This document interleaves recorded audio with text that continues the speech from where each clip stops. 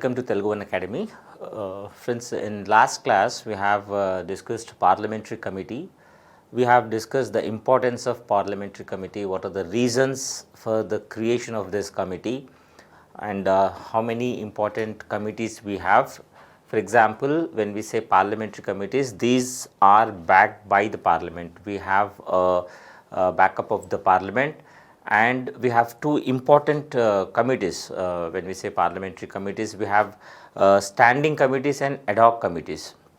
So basically in standing committee, we generally take up three committees. One is Public Accounts Committee, Estimates Committee, and a Committee on Public Undertakings. So in previous video, we have dealt with the importance of parliamentary committees, the reason for their creation, the nature of their functioning, and we have also discussed in detail the Public Accounts Committee. So in this class, we'll continue with the other two financial committees, part of Financial Committee, that is Estimates Committee and a Committee on Public Undertakings.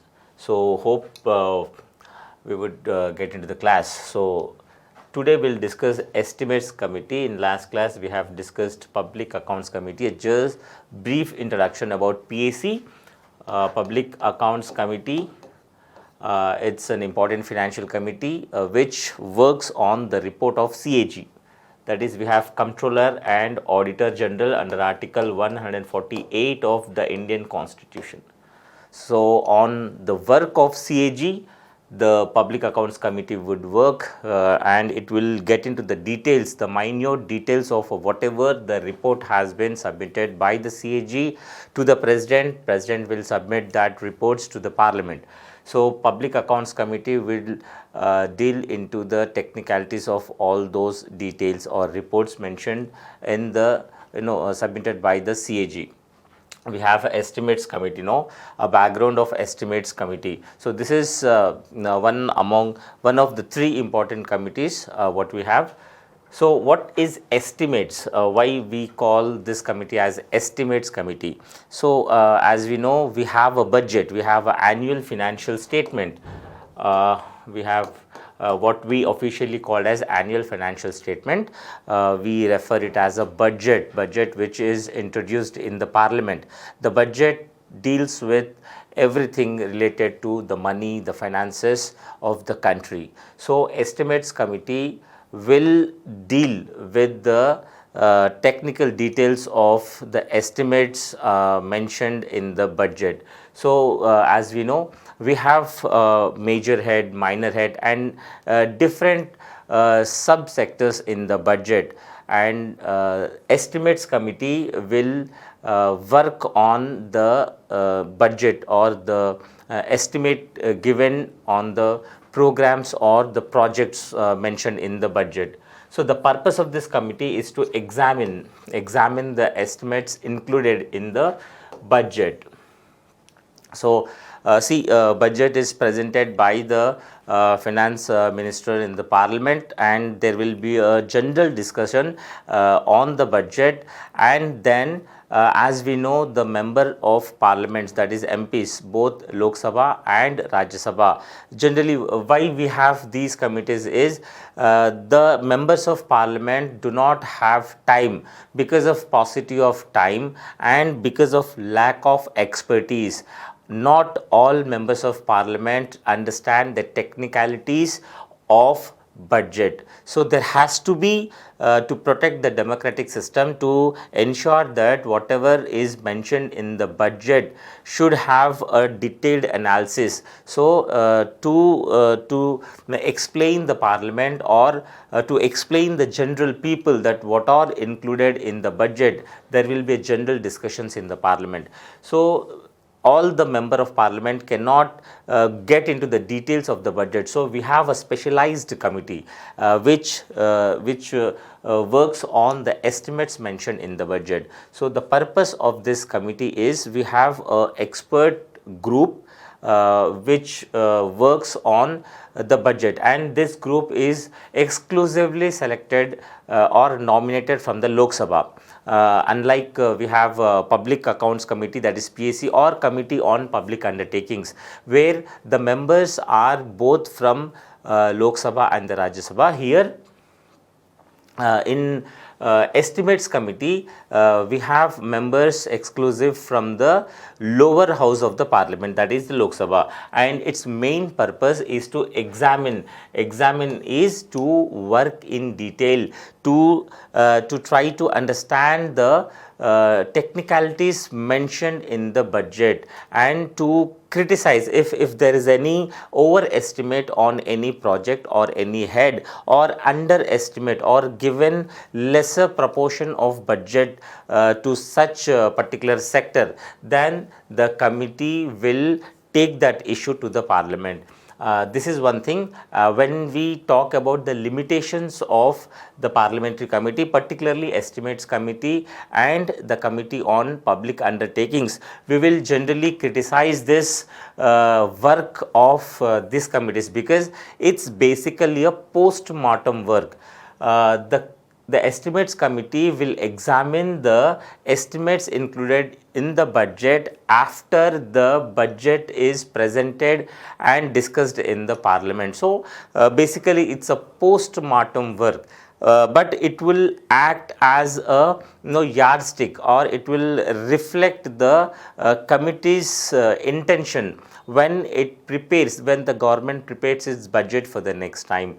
So one is it examines the estimates, and second is it suggests economies. When we say economies in public expenditure, economy is spending money prudently, that is not wasting the money. Actually the money belongs to the people, so whatever the money collected from taxes or from any other sources should spend very prudently, that is to minimize the wastage, and whatever the money is spent actually on the projects or programs should have a multiplying effect. So spending maybe on capital expenditure or day-to-day administration, that has to carry a sense of economy, that is minimize the wastage and maximize the efficiency. So the committee here not only examine the estimates included in the budget, but the committee will also suggest the ways and means how the estimates or how the expenditure could be made more efficient and more economical. So that is the reason why we call it's an estimates committee, is also called as continuous economy committee, because it monitors, because as we know the term of the estimates committee is actually 1 year, as both public accounts committee and committee on public undertakings, even the estimates committee term has 1 year. And we also know that a budget is presented in the parliament every year. Every year we have a general budget, and because the work of estimates committee is post-mortem, the term of the estimates committee would be continuing with new members coming in, and there will be a continuous examination of the estimates presented in the budget. And because the particular committee will recommend on various aspects of the budget, when the budget, if the government finds any lacunae or any misconception regarding the preparation of the budget, on the suggestion of the report of economic committee, in coming budget, that is in next budget, they would minimize that gap. So we also called estimates committee as a continuous economy committee. Here economy, why we call economy is it suggests the ways and means to minimize the wastage and to enhance the efficiency and effectiveness of the budget. So there might be a question on this topic. Generally we expect questions on parliamentary committees in UPSC or various state services. So the question might be like this: which committee is called as continuous economy committee? Because it is the estimates committee which continuously works on the budget. We call estimates committee as a continuous economy committee. So getting into the background of the committee, when it got created or established. As we know, even the Public Accounts Committee, that is PAC, was also created or established in year 1921. As we know, in 1919 we had Chelmsford reforms, that is Montague-Chelmsford reforms. We call in short as a Montfort reforms. It's Montfort reforms. That is, they have given a series of things which the government of India of that time, that is British, have implemented these suggestions, and the Indians were not at all happy with the way the Britishers have implemented all these things. But the creation of Estimates Committee, in fact the Public Accounts Committee also, so the Estimates Committee was having traces in year 1921 on the basis of Montfort reforms, that is Montague-Chelmsford reforms of 1919. Then post independence, that is after 1947, that is when we have ruled our country. In 1950, John Mathai was the first finance minister, and John Mathai has recommended on the creation of Estimates Committee. What the Estimates Committee, what we have today, stands on the recommendations of our first finance minister, John Mathai. So again, there might be a question on whose recommendations the Estimates Committee has been created post independence. When we say post independence, it is John Mathai, and the base of Estimates Committee stands in year 1921, which also has its base in Montague-Chelmsford reforms. So that is the basic of Estimates Committee, from where we actually had its origin. And when it comes to its members, we have 30 members.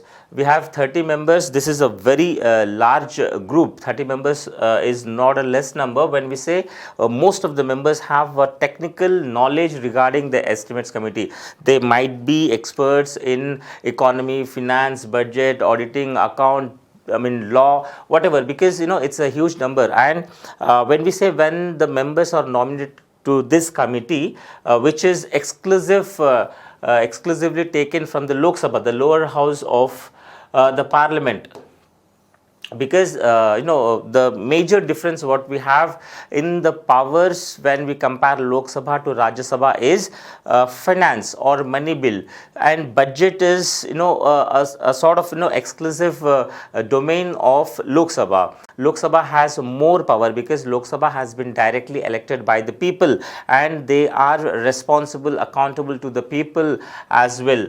So we have all the members from Lok Sabha, and we have 30 members. We have to remember this number also, 30 members. So all the members are taken from the Lok Sabha. This is not to get confused with the Public Accounts Committee. Public Accounts Committee has a representation both from the Lok Sabha and the Rajya Sabha, but here Estimates Committee members are exclusively taken from the Lok Sabha, and the nomination or the representation is also based on the proportional representation system, and the voting is single transferable vote. So here there is no representation for the members of Rajya Sabha in Estimates Committee.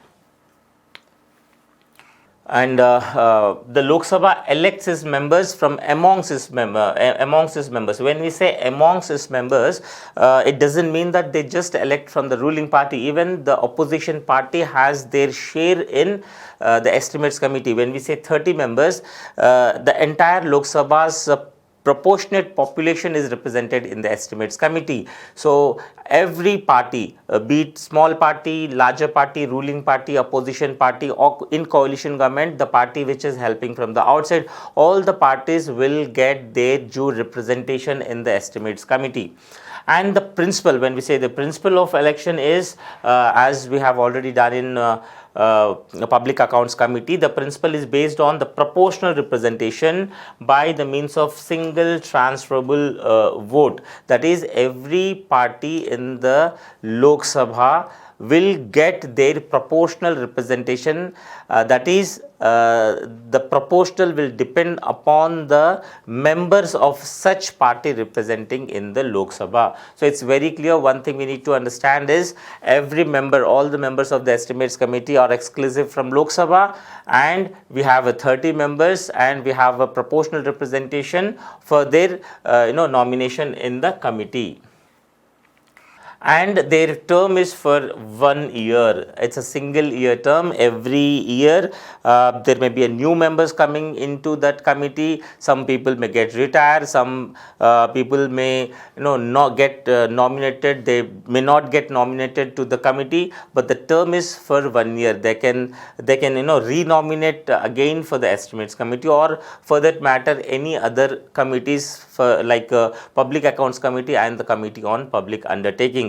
So after 1 year a new election takes place, and members may be changed, and we have all the chance to get re-elected. There is no bar, that is, there is no condition of ineligibility of any member if they completes their term of 1 year. So in general, we have a term of 1 year. This term is to ensure that all the members will work efficiently. If there is any member who is not up to the mark, then the government may replace that member with other expert member who could give his best or her best to ensure that whatever budget estimates are mentioned is be prudent and be efficient and effective.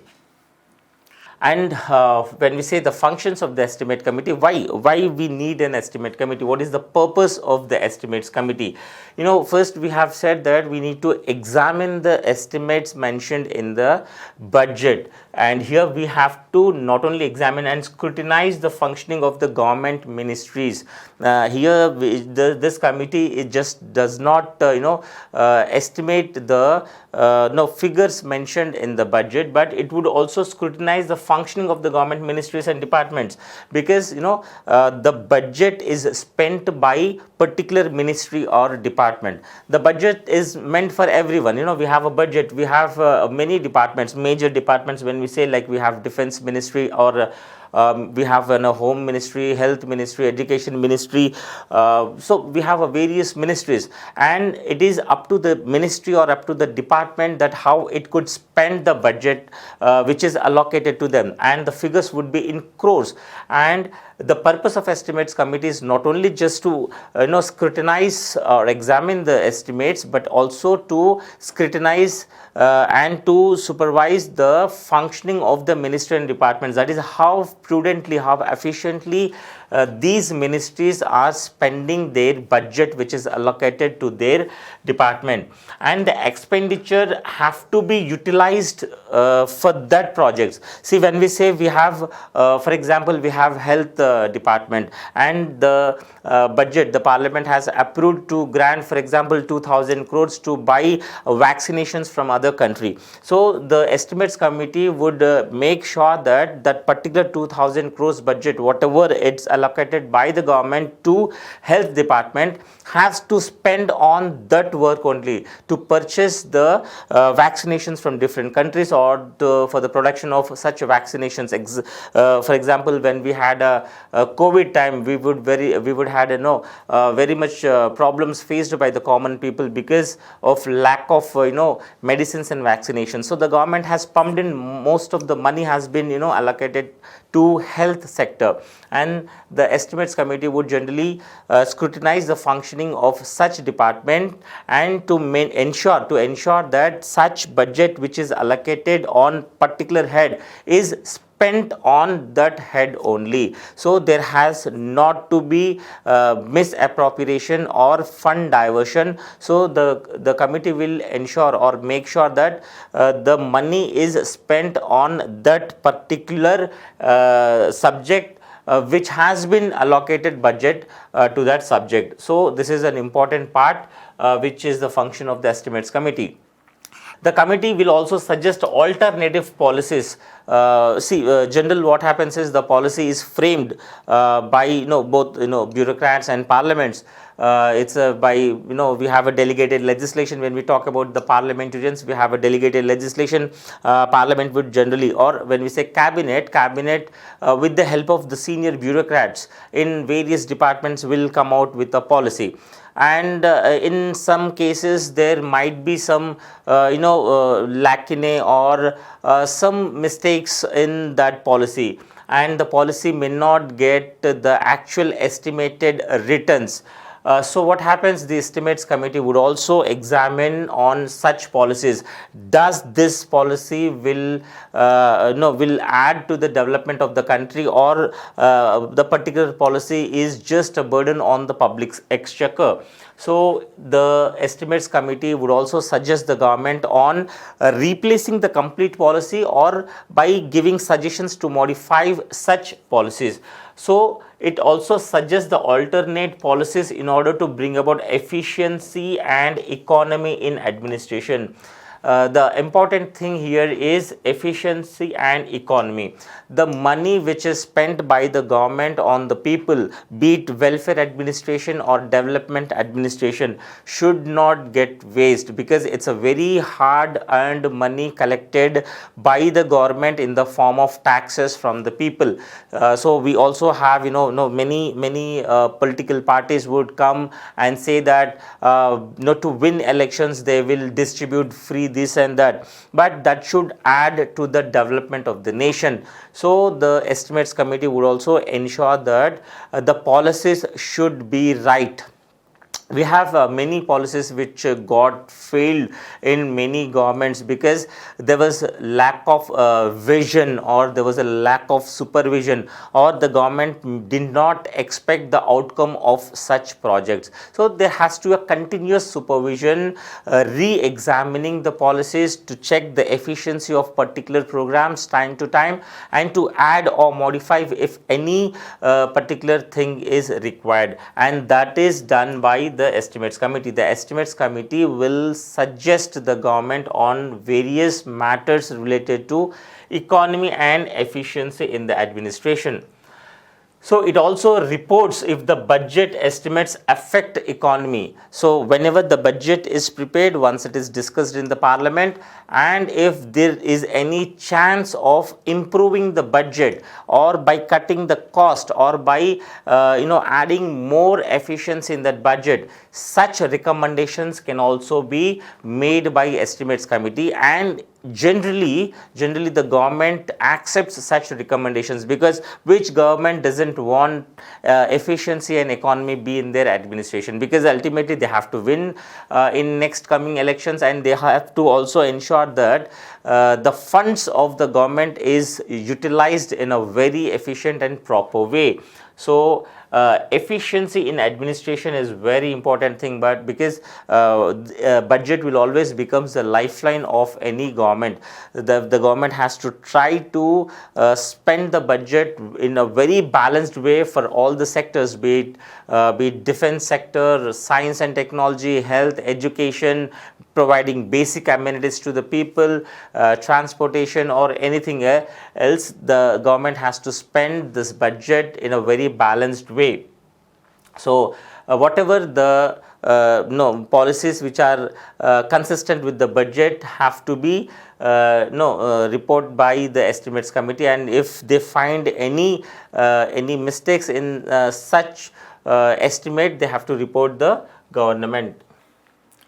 So same thing, the committee can also suggest alternative policies. And one more thing is, it examines whether the money is well laid out within the limits of the policy implied in the estimates. So generally what happens, the department the department will prepare the budget and send it to the ministry, then approved by the cabinet, finally gets its approval by the parliament. Few departments, what they do is they will exaggerate the numbers. When there is a need of 1,000 crores, they may estimate for 2,000 crores, because knowing that parliament would anyway cut the budget. So in that way there may be a lot of exaggeration of the figures. That is again reported by the estimates committee. It will examine that the whatever the project is there, the fund is also have a equal proportionate to it. So it has to be within the limits of the policy. It suggests the form. It's a form. It suggests the form in which the estimates are to be presented to the Parliament. So the estimates committee will also have a format with it. On that particular format, it has to be presented to the Parliament. So we have a public undertakings which is taken by another exclusive committee, that is Committee on Public Undertakings. Whatever there is wherever the matter is related to public undertakings, it may transfer that matter to the Committee on Public Undertakings, and it reports to the Lok Sabha time to time its examination of the estimates, because all the members of the estimates committee are invariably nominated by the Lok Sabha, exclusively by the Lok Sabha. It has to be accountable to the Lok Sabha only. So again, the entire thing is about the budget. The committee cannot on its own examine the estimates by choosing the subheads by its own. The committee will get its work where there is a lot of criticism, that they will take their issue, but the committee will generally not show any interest on particular ministry or particular department. It's against the principle of democracy. So again, what happens is, if the committee has not done work on particular estimates of that year, it doesn't mean that budget will not get passed. The budget will get its approval by the Parliament, and that is why we say that the work of the estimates committee is post-mortem work. Once the Parliament approves the budget, then only the estimates committee will work on such budgets. So we have limitations of estimates committee. As we say, the limitations is the committee will not on its own change the policy, and it will also not do the work before the Parliament has actually approved the budget. So it only examine the budget after it is voted upon, and not before that. Actually, it is voted upon. Once the vote on that budget is done, then only the estimate committee's function will start. So that is the reason why we call the function of the estimates committee as post-mortem. So nowhere the power to question the policies.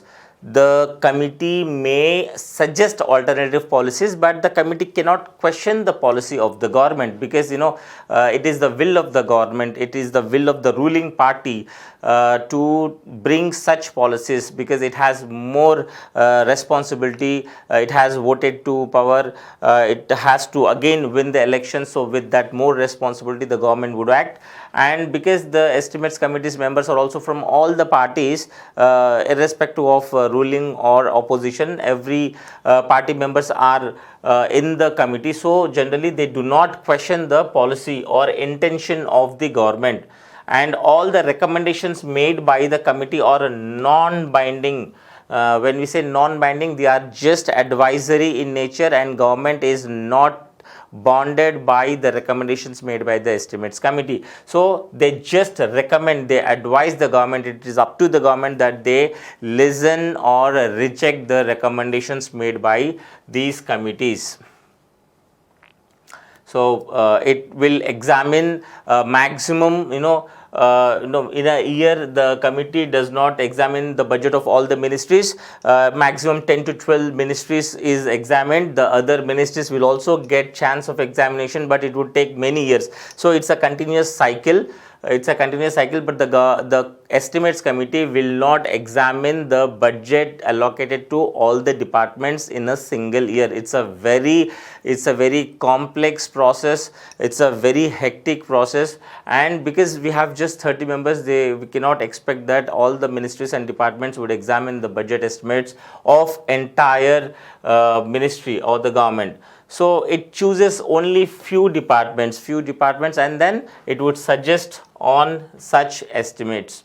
The next important committee in financial committee is Committee on public undertakings. As we have discussed Public Accounts Committee and Estimates Committee, another important is Committee on Public Undertakings. We need to understand what the public undertakings are. See, public undertakings are the commercial arm of the government. So, generally we have many public undertakings, like public undertakings or public companies. We can also say that corporations, companies, these all come under public undertakings. We have, for example, we have Navaratna, we have Maharatna, Miniratna. When we say Navaratna, I'll just mention the major companies what Government of India has. Like, for example, we have BHEL, Bharat Heavy Electricals Limited. It's a public sector company. We have SAIL, that is Steel Authority of India Limited. We have GAIL, Gas Authority of India Limited. We have HPCL, that is Hindustan Petroleum, BPCL, Bharat Petroleum, and major things. We have NMDC, that is National Mineral Developmental Council. So all these companies and corporations which have stake of entire central government, or in collaboration with the state government or with other general private people also, but the major stakes will be of government here. So the public sector undertakings, that is PSUs, in short we call these as PSUs. These PSUs are the revenue earning arms of the government, because the government is not just to run the government should have its own revenue. The government all the times cannot depend on the taxes which is collected from the people. So here the government will also has its share in doing business. Unfortunately, recently due to the advent of LPG, that is liberalization, privatization and globalization, many governments across the world have started selling their shares in public sector undertakings, and even India has witnessed this. From our LPG reforms, we have started disinvestment, but still we have a good number of public sector undertakings earning good amount to the government. So the reports on such public sector undertakings is also made by the CAG, that is Comptroller and Auditor General. So the Comptroller and Auditor General's report on public sector undertakings is the work of the Committee on Public PSU, Public Sector Undertakings, is done on the reports of CAG. So whatever the business they are following, how efficiently they are doing, what are the revenues, what are the losses, how to upgrade such public undertakings. If there is in a matter of disinvestment, how much proportion should be sold to the private parties and all. So it looks into the matters of such technical details, and this Committee on Public Undertakings has is also mentioned in 4th schedule of the rules of business, that is procedure to conduct business of the Lok Sabha. So we have mentioned in the 4th schedule. Again, this is an important thing. Committee on Public Undertakings has been created on the recommendation of Krishna Menon Committee. Important thing here, year is 1964, and on the recommendation of Krishna Menon Committee, the government has created the Committee on Public Undertakings. So when it comes to its member, that is composition, we have 22 members. This is like when we compare this, we can compare with Public Accounts Committee, PAC, because all members are taken from both Lok Sabha and the Rajya Sabha. So both from Lok Sabha and the Rajya Sabha, the members are derived. So 15 members are elected from the Lok Sabha and 7 members from the Rajya Sabha. So we have proportional representation by elections is by single transferable vote. So we have a proportional representation and by single transferable vote. We do not waste our time here because we have already discussed this in our previous videos. So every member is again elected by the parliament from both Lok Sabha and the Rajya Sabha for this public undertakings from both Lok Sabha and the Rajya Sabha, and it has a term of a year. After every year there will be a elections conducted, and the members can be changed or can be re-elected. So important here is the important function is reports and accounts of public sector undertakings. Reports and accounts. So generally CAG will report on this or any other auditing agency mentioned by the CAG. So private auditors can also be engaged by the CAG to look into the matters of auditing and accounting of such companies. So whatever the report they present, the committee will study on such reports. So they examine the reports which are presented by the CAG or by any other auditing company supervised by the CAG. So Comptroller and Auditor General's report on PSO is also taken up by this committee. So CAG report is also taken up by this committee. So the committee checks upon the credibility of the business. As we know, the public undertakings are the business entities, and when there is a business, it has to be a business. We cannot just make the business entity run in an inefficient way, because we need to compete with the market. We need to look into the market's demands, and we need to supply such products. So public sector undertakings are also complete business entity. As we know, we also have public undertaking in communication sector, that is BSNL, Bharat Sanchar Nigam Limited, which could not compete with the other telecom giants, like we have Reliance, we have Airtel, we have other companies. So they could not compete. We also have MTNL. Again, MTNL, which provides internet broadband, is also not competing with the other broadband at least present in India. So it has to look into the credibility of such businesses. So the business has to run on efficient way, and the government should make sure that it get profits from such undertakings, but it should not be a white elephant on the government. So it checks into the efficiency and autonomy of the PSUs. When we talk about autonomy, this is the important thing why we are disinvesting, because the public sector undertakings are mainly headed by senior bureaucrats, that is IAS, IPS officers. So what generally happens is a sense of bureaucratization enters in public sector undertakings, and we generally do not follow the norms of the market, and we could not compete with the market giants present in this sector. So autonomy is missing here, right from taking decisions regarding the employees to expansion of such businesses. We have not given autonomy to such efficiencies, and because we do not give autonomy, we become inefficient. So the efficiency is decreased here. So the committee will suggest on various norms, ways and means on how to ensure that the autonomy is restored and efficiency is brought in by such public sector undertakings. So once the autonomy is given to such public sector undertakings, obviously there will be a reform in that particular public sector undertaking, and then it will try to at least generate profits, if not get into the losses.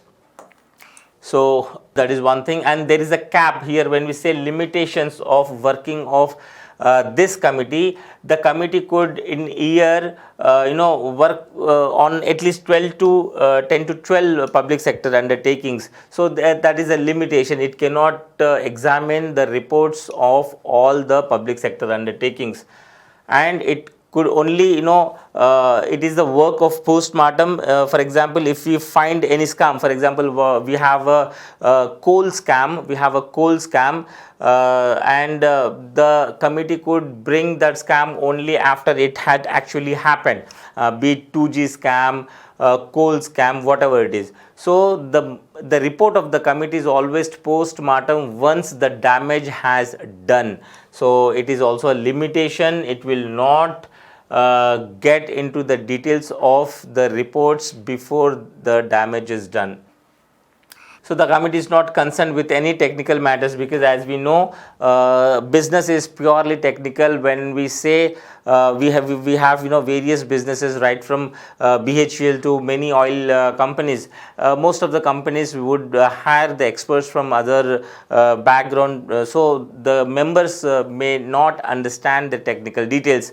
So this is also one of the limitations, because we cannot expect the members of the parliament, no, not everyone, but most of them are not, do not have or might not have technical education. So it is also a limitation, and all the recommendations are put forward by the committee, which are only advisory in nature. They are not binding. So the committee will just suggest the government, and the government may or may not accept such recommendations.